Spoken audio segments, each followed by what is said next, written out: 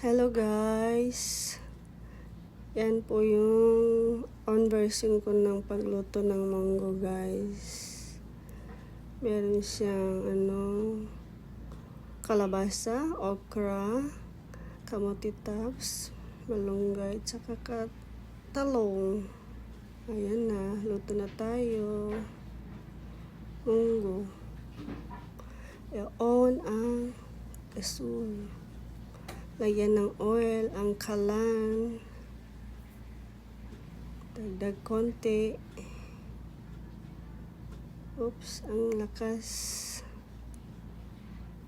Yun. Bawang.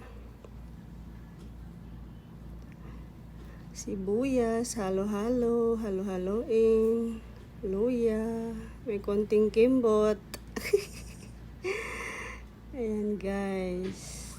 Tapos ilagay na yung kalabasa at saka okra kasi yan yung mahirap maluto. Unahin yan sila guys.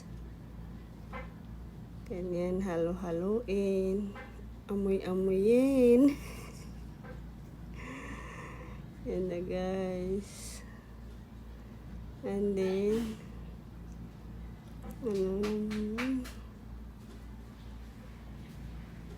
oops, nalito. Anong unahin? Ay, yan pala. Talong pala unahin, guys. Talong. Halo-halo.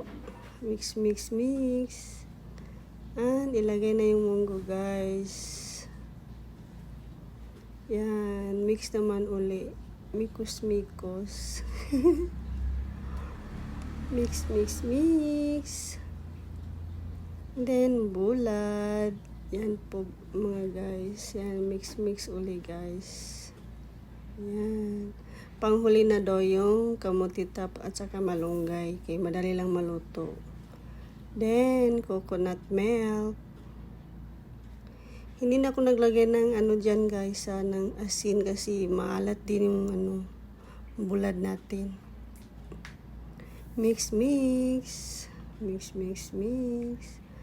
At saka hindi talaga ako nagalagay ng mga seasonings guys kasi ayaw ko ng ibang lasa. Gusto ko yan lang. Natural lang. Oops! Ano yun? Oh, halo-halo na ng kamote tops guys. Yan na. Mix uli. Yan. Mix. And then, sunod naman na ilagay dyan guys ay malunggay. Yan na. Mix uli guys. Mix. Oh, yan. Malapit na maluto guys. Takam na yung nagaluto. Gusto na niyang kumain. Oh, diba? Tasting time. Yummy. Naluto na daw siya, guys. Oh, luto na. Oh, ayan na. Serve. Kulang na lang yung rice, guys. Oh, yan.